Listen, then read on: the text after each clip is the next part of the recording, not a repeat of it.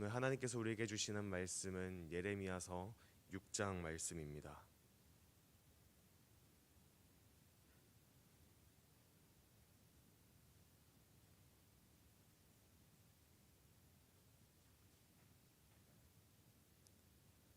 예레미야서 6장 1절에서 30절까지 거룩하신 하나님의 말씀을 교독하겠습니다. 베냐민 자손들아, 예루살렘 가운데로부터 피난하라. 드고아에서 나팔을 불고 벳핫게렘에서 깃발을 들라. 재앙과 큰 파멸이 북방에서 엿보아 오미니라. 목자들이 그 양떼를 몰고 와서 주위에 자기 장막을 치고 각기 그 초소에서 먹이리로다.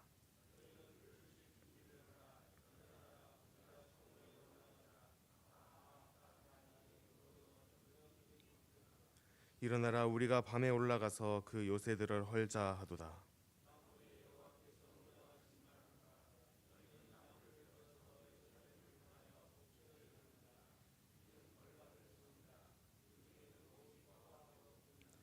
샘이 그 물을 솟구쳐냄 같이 그가 그 악을 드러내니 폭력과 탈취가 거기에서 들리며 질병과 살상이 내 앞에 계속하느니라.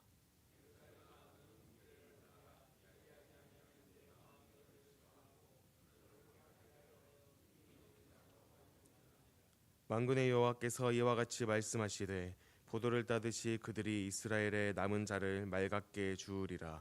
너는 포도 따는 자처럼 내 손을 광주리에 자주자주 놀리라 하시나니.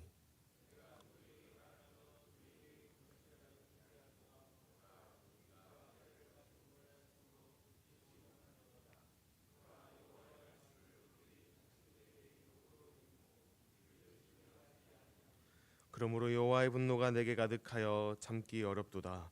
그것을 거리에 있는 아이들과 모인 청년들에게 부으리니 남편과 아내와 나이 든 사람과 늙은이가 다 잡히리로다.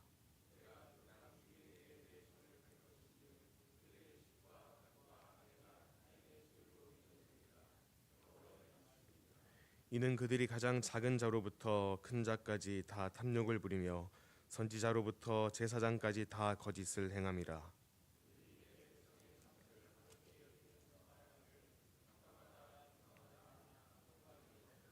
그들이 가증한 일을 행할 때 부끄러워하였느냐? 아니라 조금도 부끄러워하지 않을 뿐 아니라 얼굴도 붉어지지 않았느니라.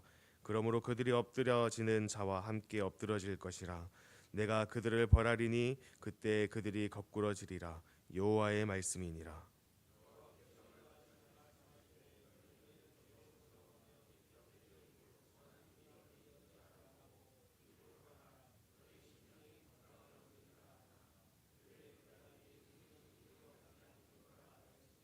내가 또 너희 위에 파수꾼을 세웠으니 나팔 소리를 들으라. 하나 그들의 대답이 우리는 듣지 않겠노라 하였도다.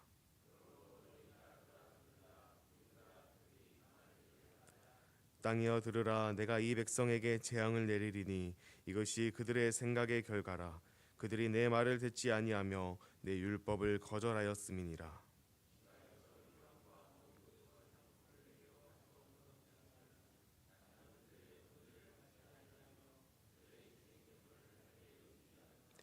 그러므로 여호와께서 이와 같이 말씀하시니라. 보라, 내가 이 백성 앞에 장애물을 두리니 아버지와 아들들이 함께 거기에 걸려 넘어지며 이웃과 그의 친구가 함께 멸망하리라.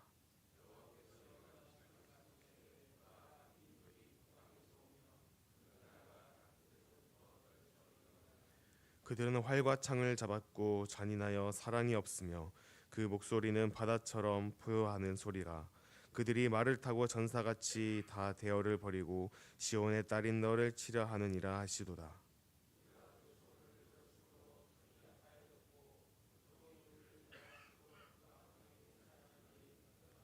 너희는 밭에도 나가지 말라. 길로도 다니지 말라. 원수의 칼이 있고 사방에 두려움이 있음이라.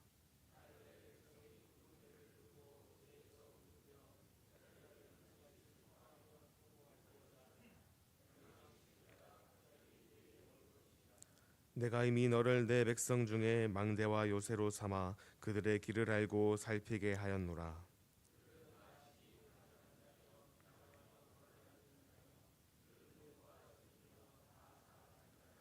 풀무불을 맹렬히 불면 그 불의 납이 살라져서 단련하는 자의 일이 헛되게 되느니라. 이와 같이 악한 자가 제거되지 아니하나니 사람들이 그들을 내버린 은이라 부르게 될 것은 여호와께서 그들을 버렸습니다. 아멘. 어제 예레미야서 5장 말씀에 이어 예루살렘과 유다 백성을 향한 하나님의 심판의 메시지가 이어지고 있습니다. 이들은 하나님께 돌아오라는 경고를 여러 번 받았음에도 불구하고 끝내 회개하지 않는 모습을 계속해서 보여주고 있습니다. 먼저 1절을 살펴보면 하나님께서 베냐민 자손들에게 피난하라고 말씀하십니다. 베냐민 자손들아 예루살렘 가운데로부터 피난하라. 드고아에서 나팔을 불고 베탁게렘에서 깃발을 들라. 제왕과 큰 파멸이 북방에서 엿보아 오미니라. 여기서 드고아와 베탁게렘은 예루살렘 남쪽에 위치한 지역으로 심판이 임박했음을 알리는 나팔과 깃발이 울려 퍼지는 곳입니다. 이 말씀은 단순히 경고가 아니라 실제로 바벨론이라는 강대국이 유대를 치러 올 것임을 예언하는 말씀입니다. 우리가 죄악 속에 머물 때 이 하나님께서 경고의 나팔을 불어 주시는데 중요한 것은 그 경고를 듣고 돌이키는 것입니다.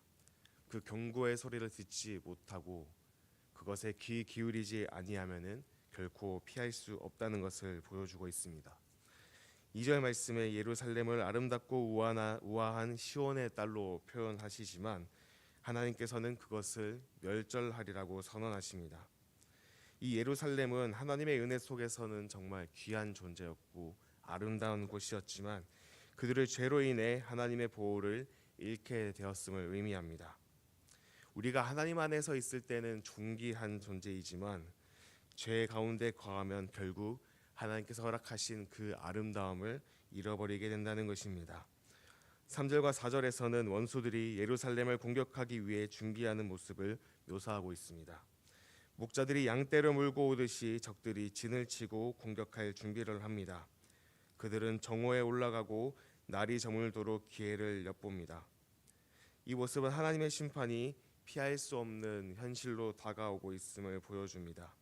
하나님의 경고를 무시하고 안일하게 살아가는 삶을 우리는 날마다 경계하고 날마다 영적으로 깨어 있어야 할 것입니다. 5절에서도 계속해서 밤에도 공격할 것을 선포합니다. 보통 전쟁은 낮에 많이 이루어지지만 밤에도 그 공격이 계속된다는 것은 철저한 멸망을 의미합니다. 이는 하나님의 심판이 예고 없이 예상치 못한 순간에도 임할 수 있음을 보여주고 있습니다. 6절에서 예루살렘을 향하여 목책을 만들라고 명령하십니다. 이는 도시를 완전히 포위하고 공격하라는 의미입니다. 하나님께서 예루살렘을 벌하시는 이유는 무엇입니까? 그 안에 오직 포악한 것만 남아 있었기 때문입니다. 이 유대 성 안에는 하나님께서 말씀하신 정의와 공의가 사라졌고 온갖 폭력과 부정이 가득 차 있었기 때문입니다. 7절 말씀에서는 예루살렘의 죄악을 샘물이 솟아나듯이 끊임없이 드러나는 것으로 비유하고 있습니다. 폭력과 탈취가 그 안에서 계속되고 질병과 살상이 멈추지 않습니다. 이것은 단순한 일시적인 범죄가 아니라 그들의 삶 전체가 악으로 가득 차 있으며 그것에 익숙해져서 하나님의 뜻을 전혀 분별하지 못하는 죄악된 삶을 살아가고 있음을 보여주고 있습니다. 죄를 방치하게 되면은 결국 그 죄가 우리의 삶을 덮어버립니다. 상처가 곪으면 그 부위가 썩듯이 우리는 그 상처가 났을 때 그 부위를 치료해야 합니다. 그러므로 우리는 하루하루 하나님 앞에 나아가야 합니다. 그리고 날마다 정결한 삶을 살아가도록 힘써야 하며 우리에게 죄악된 삶이 있다면 우리에게 상처난 곳이 있다면 우리는 그것을 하나님께 고백해야 합니다. 하나님께서 그 부위를 치유해 주시고 회복해 하실 것을 이 말씀을 통해서 계속 알 수 있습니다. 10절 말씀에 예레미야는 백성이 하나님의 말씀을 듣지 않는다고 탄식합니다. 여기서 귀가 할례를 받지 못했다는 것은 그들이 하나님의 말씀을 거부하고 그것을 욕되게 여긴다는 뜻입니다. 그들의 마음이 완악하여서 하나님의 말씀을 들으려고 하지 않습니다. 이 할례라는 것은 이스라엘 백성들에게 너무나 중요한 요소입니다. 결국 나중에 이것이 율법주의로 빠지게 되었지만 이 할례라는 것은 하나님의 백성이 됨을 의미합니다. 근데 그들이 육체의 할례만 받았을 뿐 마음의 할례를 받지 않았고, 또한 이 구절에서는 그들이 귀의 할례를 받지 않았다는 것은 겉으로는 하나님의 백성이라고 이야기하지만 정작 그들의 실상과 삶은 하나님의 말씀을 듣지 않는 하나님의 백성이 아니었다는 것을 보여주고 있습니다. 우리는 하나님의 말씀이 중심이 되어야 합니다. 그리고 그것을 가볍게 여기지 말아야 합니다. 하나님의 말씀을 듣지 않는 것은 곧 하나님을 거부하는 것이고 하나님의 뜻에 불순종하는 것입니다. 11절부터 12절에서는 하나님의 분노가 가득 차서 결국 그들의 재산과 가족이 타인의 소유로 이전될 것임을 보여주고 있습니다. 이는 하나님의 공의로운 심판이 반드시 이루어진다는 것을 보여줍니다. 탐욕과 거짓이 만연한 사회는 결국 무너질 수밖에 없습니다. 하나님을 경외하지 않고 그 안에 교만과 우상이 가득하다면 그 나라는 영원할 수 없습니다. 우리의 삶에서도 우리는 경계해야 합니다. 물질을, 명예를, 그리고 진리를 저버리지 않도록 우리는 늘 조심하고 깨어 있어야 합니다. 이 심판은 남녀노소 막론하고 모두에게 임하는 것으로 하나님 앞에서는 누구도 예외될 수 없음을 이야기하고 있습니다. 내가 생각하기에 내가 너무나도 하나님 앞에 의로운 사람이라고 여길지라도 그 의가 하나님으로부터 오는 의가 아닌 나로부터 오는 의라면 그 사람 또한 피해갈 수 없다는 것입니다. 그러므로 우리는 끊임없이 나의 신앙생활이 온전히 하나님의 의에서부터 시작되었는가, 나의 의로부터 시작되었는가 우리는 계속해서 살펴보아야 합니다. 14절에서는 거짓 선지자들이 백성을 속이며 평강하다 평강하다 말합니다. 하지만 실상은 그들의 삶에 평강이 없습니다. 왜냐하면 하나님을 떠난 삶 가운데는 평강이 없기 때문입니다. 우리는 세상이 말하는 거짓된 평안이 아니라 하나님 안에서 참된 평안을 찾아야 합니다. 예수님께서도 말씀하셨습니다. 평안을 너희에게 주노니 이것은 세상이 줄 수 없는 평안이라고 말씀하셨습니다. 우리는 세상이 주는 평안을 쫓는 것이 아닌 하나님께서 주시는 그 평안 가운데 살아가야 합니다. 그리고 그 진정한 평안은 하나님과의 바른 관계에서만 옵니다. 15절에서는 백성들이 가증한 일을 행하면서도 부끄러워하지 않는 모습을 지적하고 있습니다. 죄에 대해 무감각해진 것입니다. 이러한 무감각은 결국 파멸을 불러옵니다. 죄를 죄로 인식하지 못하는 상태는 매우 위험하다는 것입니다. 16절에 하나님은 옛적 길, 즉 선한 길을 찾아 걸으라고 말씀하십니다. 여호와께서 이와 같이 말씀하시되 너희는 길에 서서 보며 옛적 길, 곧 선한 길이 어디인지 알아보고 그리로 가라. 너희 심령이 평강을 얻으리라 하나 그들의 대답이 우리는 그리로 가지 않겠노라 하였으며, 하나님께서는 유다 백성이 하나님께서 보여주신 선한 길로 돌아와 평강을 얻기를 원하셨지만 그들은 완강하게 거부했습니다. 그 이유는 무엇일까요? 그들이 누리고 있는 그 세상의 것이 하나님께서 주시는 그 평강보다 더 좋은 것이라고 여겼기 때문입니다.